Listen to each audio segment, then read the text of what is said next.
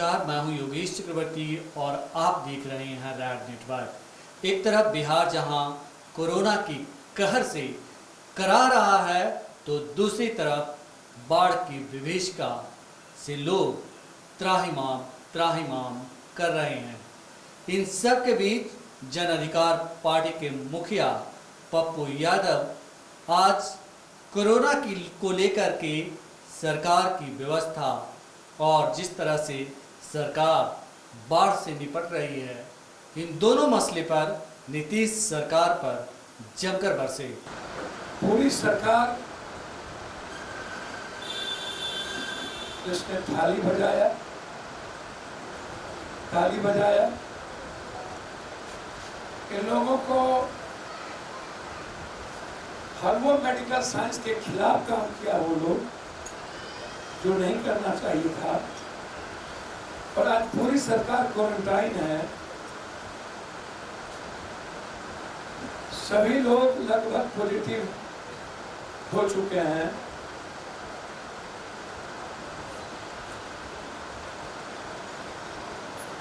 सत्ता से ऊपर बिहार के सुशासन का जो चेहरा है वो गायब है।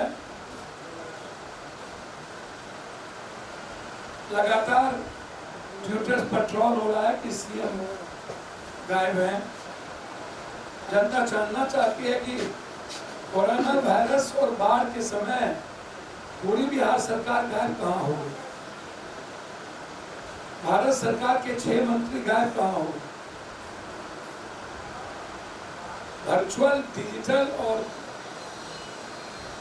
पत्र बांटने के लिए इनके पास वक्त होता है,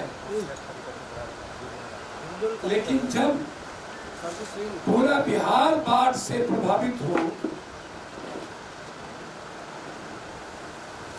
और पूरा बिहार कोरोना वायरस के खौफ और डर के साए में जी रहा हो,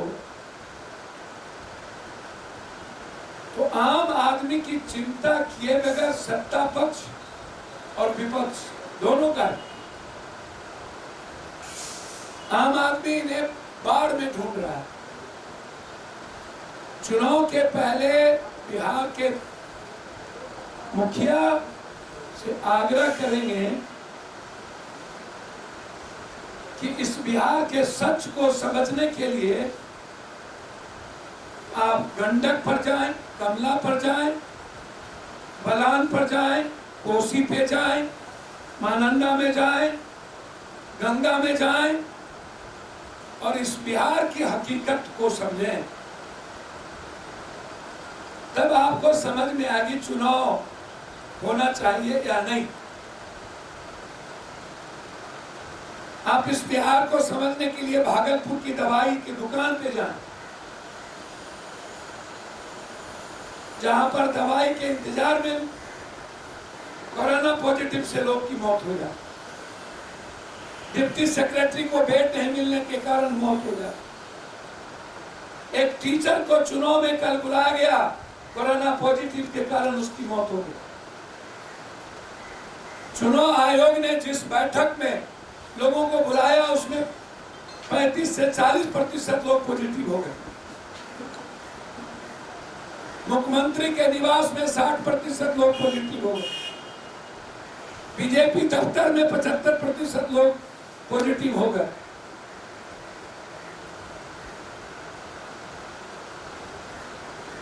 अंधकार रूम में बैठकर और वर्चुअल और डिजिटल का सपना, रियल हीरो वो है जो भूखे प्यासे। 2 हीरो हैं मेरे रियल। एक है बिहार की जनता, जहां ना कोई नौ है, ना कोई दवाई है, ना कोई डॉक्टर है, ना कोई राशन है, ना कोई जिंदगी बची और ना कोई मांस बटा, ना कोई साबुन बटा। मैं सरकार को चुनौती देता हूं कि आप सर्वे करा लें किसी निष्पक्ष जज से और और मैं इसके लिए भी कोर्ट जाऊंगा। 8,434 करोड़। जो यह कहना कि 9 लाख रुपया मुखिया को दिया गया और इस बिहार में मांस और साबुन हमने पहुंचा दी,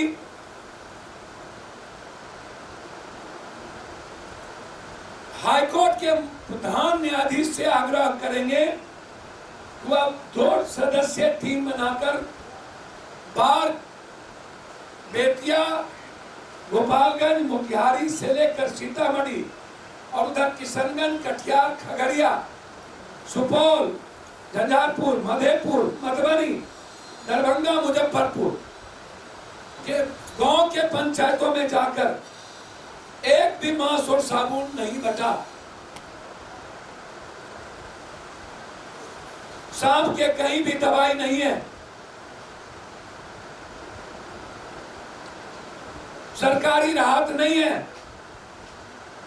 और इस बीच में फ्लड फाइटिंग के नाम पर करोड़ों अरबों रुपया सरकार के ठेकेदार और पदाधिकारी 2 बोरा 4 बोरा बांधों पर बिछाकर रुपया लूट रहे हैं। जबकि मधेपुर में 2 बांध टूट चुके हैं। बांध टूटने के बाद दरभंगा में सारी स्कूलें डूब चुकी है। उसमें कुशेश्वर स्थान का इलाका सबसे ज्यादा, मधेपुर के लोग सबसे ज्यादा भूख से परेशान हैं। मरोना, निर्मली और इधर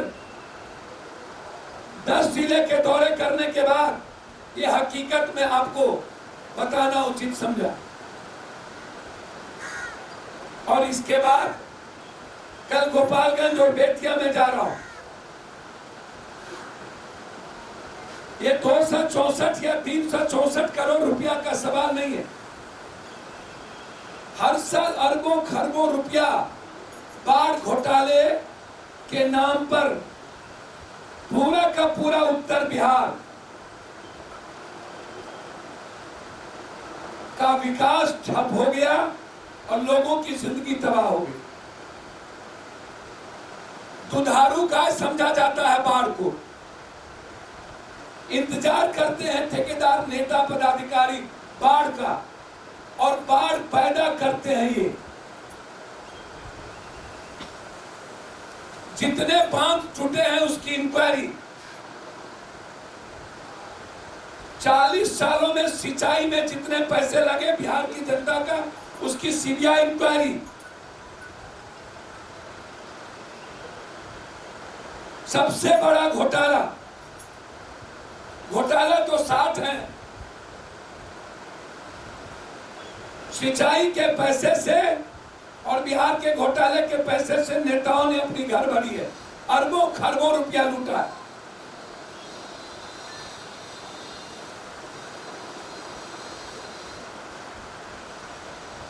जो पुल टूटे हैं उसकी इंक्वायरी न्यायाधीश से हो।